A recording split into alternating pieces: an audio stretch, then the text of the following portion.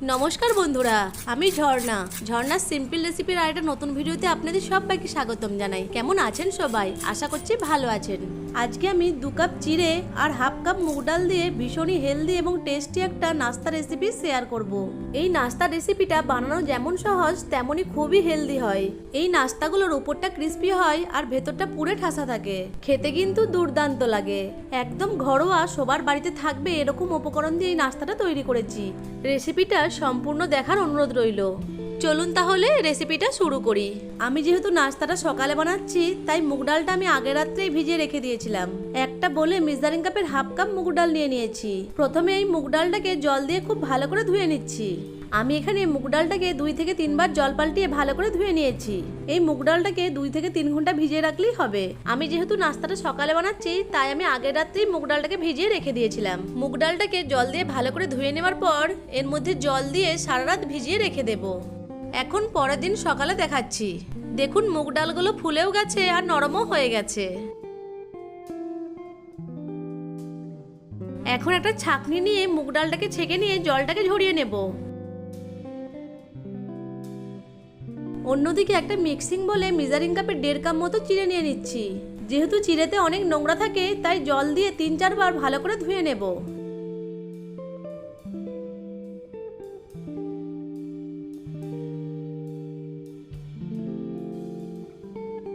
চিড়েগুলোকে 3-4 বার জল পাল্টিয়ে ভালো করে ধুয়ে নিয়ে চিড়েগুলো থেকে জলটাকে ঝরিয়ে নেব। চিড়ে থেকে জলটাকে ঝরিয়ে নিয়েছি। এখন এই অবস্থায় চিড়েগুলোকে 15 মিনিট মতো রেস্টে রেখে দেব। ততক্ষণে আমি মুগ ডালের স্টাফিংটা তৈরি করে নেব। তার জন্য গ্যাসের ফ্লেম অন করে একটা প্যান নিয়ে তাতে তেল দিয়ে তেলটাকে গরম করে নেব। তেল গরম হয়ে গেলে গরম তেলের মধ্যে দিয়ে দিচ্ছি হাফ চামচ গোটা জিরে। গোটা জিরেটাকে কয়েক সেকেন্ড ভেজে নেওয়ার পর এর মধ্যে দিয়ে দিচ্ছি হাফ ইঞ্চি মতো কুচানো আদা আর 4টে কাঁচা লঙ্কা কুচি। নেড়ে চেড়ে আদা কুচি আর কাঁচা লঙ্কা কুচিটাকে ভেজে নেব। এখন এর মধ্যে দিয়ে দেব একটা মিডিয়াম সাইজের কুচানো পেঁয়াজ। পেঁয়াজটাকে নেড়ে চেড়ে ব্রাউন কালার করে ভেজে নিতে হবে।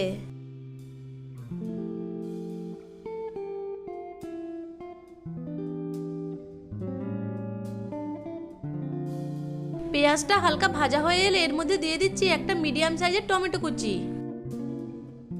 এখন নেড়ে চেড়ে মিশিয়ে নিয়ে পেঁয়াজ কুচি আর টমেটো কুচিটাকে ভেজে নেব।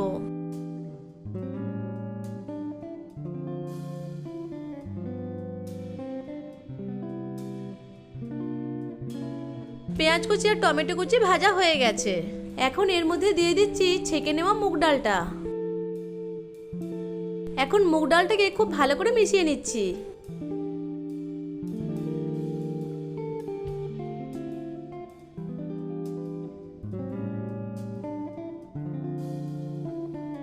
মেশানো হয়ে গেলে এর মধ্যে দিয়ে দিচ্ছি স্বাদ মতো লবণ, 1/4 চামচ মতো হলুদ গুঁড়ো, দিয়ে দিচ্ছি হাফ চামচ জিরে গুঁড়ো, হাফ চামচ ধনে গুঁড়ো আর দিয়ে দিচ্ছি হাফ চামচ গরম মশলা গুঁড়ো। এখন সবকিছু উপকরণকে খুব ভালো করে মিশিয়ে নেব। সবকিছু উপকরণ ভালো করে মিশিয়ে নিয়ে নেড়ে চেড়ে ডালটাকে একটুক্ষণ সময় ধরে ভেজে নেব।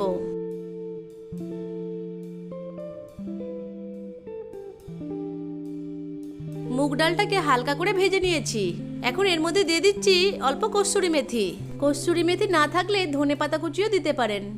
কসুরি মেথিটাকে মুগ ডালের সাথে খুব ভালো করে মিশিয়ে নিচ্ছি।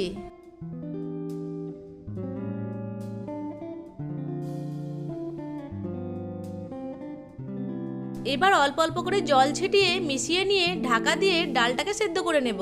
যেহেতু ডালটা সারা রাত ধরে ভেজানো ছিল, তাই ডালটা একটু নরম হয়ে গেছে। এই জন্য ডালটা সেদ্ধ হতে খুব বেশিক্ষণ টাইম লাগবে না। দেখুন ডালটা সেদ্ধ হয়ে গেছে। এই রেসিপির জন্য ডালটাকে পুরোপুরি সেদ্ধ করব না, একটু দানা দানা থাকবে এরকম সেদ্ধ করে নেব। তারপর এরকম একটা স্প্যাচুলা দিয়ে ডালটাকে ম্যাশ করে নেব।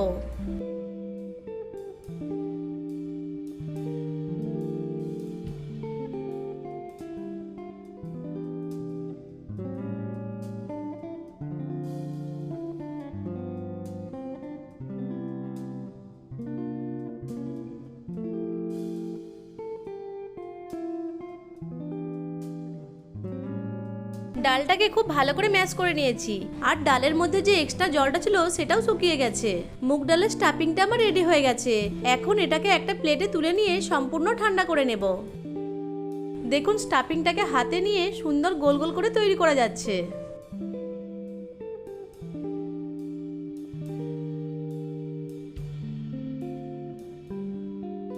এইদিকে 15 মিনিট হয়ে গেছে। দেখুন চিড়েগুলো জলটা টেনে নিয়ে একদম ঝরঝরে হয়ে গেছে। এখন চিড়ের মধ্যে দিয়ে দিচ্ছি স্বাদ মতো লবণ, হাফ চামচ গোটা জিরে, আর দিয়ে দিচ্ছি কিছু কসুরি মেথি। কসুরি মেথি না থাকলে ধনেপাতা কুচিও দিতে পারেন। এখন চিড়ের মধ্যে অল্প অল্প করে জল দিয়ে ভালো করে মেখে নিয়ে একটা ডো তৈরি করে নেব।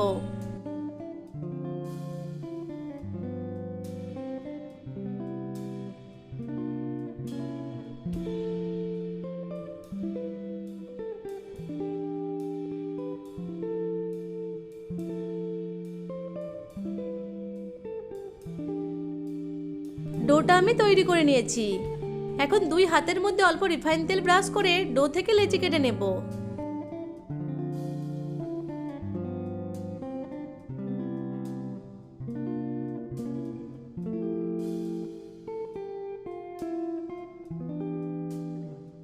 এবার লেচিগুলোকে একটু গোল করে নেব। আমার এখানে 1.5 কাপ চিড়ে দিয়ে 8টা লেচি তৈরি হয়েছে।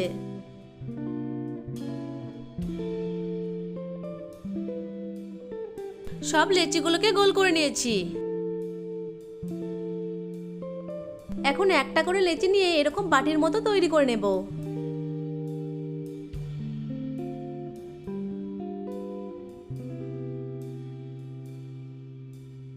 এবার তৈরি করে রাখা মুগ ডালের স্টাফিং থেকে কিছুটা করে স্টাফিং নিয়ে এই বাটির মধ্যে দিয়ে দেব।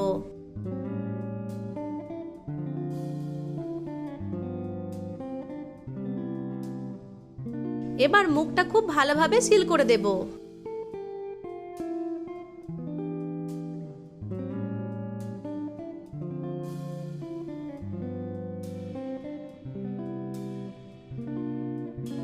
মুখটা ভালো করে সিল করে নেওয়ার পর এটাকে প্রথমে গোল করে তারপর একটু চ্যাপটা করে একটা শেপ দিয়ে দেব।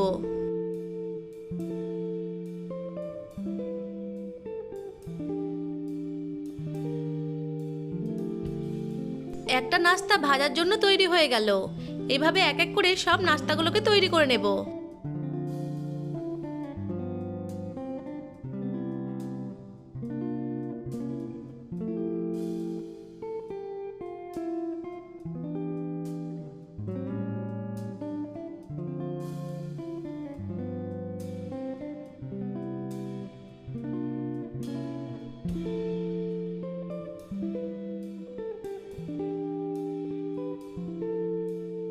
সব নাস্তাগুলোকে তৈরি করে নিয়েছি। এখন এই নাস্তাগুলোকে ভেজে নেব। আমি এখানে নাস্তাগুলোকে শ্যালো ফ্রাই করে নেব। আপনারা চাইলে নাস্তাগুলোকে ডিপ ফ্রাইও করে নিতে পারেন।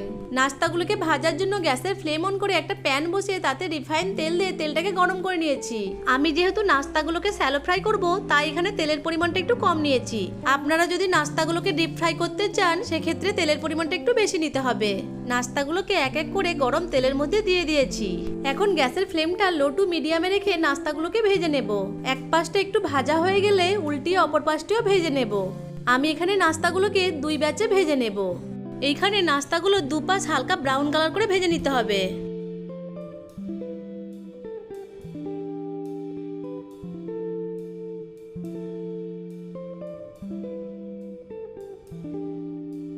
নাস্তাগুলোকে হালকা ব্রাউন কালার করে ভেজে নিয়েছি। এখন নাস্তাগুলোকে প্যান থেকে তুলে নিচ্ছি। একইভাবে বাকি নাস্তাগুলোকেও ভেজে নেব। সব নাস্তাগুলোকে আমি ভেজে নিয়ে একটা প্লেটে সার্ভ করে দিয়েছি। নাস্তাগুলো উপর থেকে কতটা ক্রিস্পি হয়েছে তা তো আওয়াজ শুনেই বুঝতে পারছেন।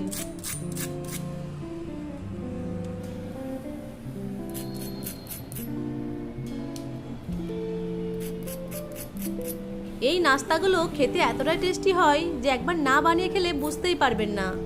নাস্তাগুলো উপর থেকে যেমন খাস্তা হয় তেমন ভেতরে পুরেও ঠাসা থাকে। চলুন একটা নাস্তা ভেঙে দেখাচ্ছি। দেখুন নাস্তাগুলোর ভেতরে পুরে ঠাসা আছে আর দেখতেও কতটা লোভনীয় হয়েছে। আশা করছি আজকের এই রেসিপিটা আপনাদের কাছে ভালো লেগেছে। ভালো লেগে থাকলে আমার ভিডিওটিকে লাইক, কমেন্ট, শেয়ার আর চ্যানেলটিকে সাবস্ক্রাইব করে পাশে থাকা বেল আইকনটিকে অন করে রাখবেন আমার পরবর্তী ভিডিওর নোটিফিকেশন সবার আগে পাওয়ার জন্য। ভিডিওটা প্রথম থেকে শেষ পর্যন্ত দেখার জন্য আপনাদেরকে অসংখ্য ধন্যবাদ।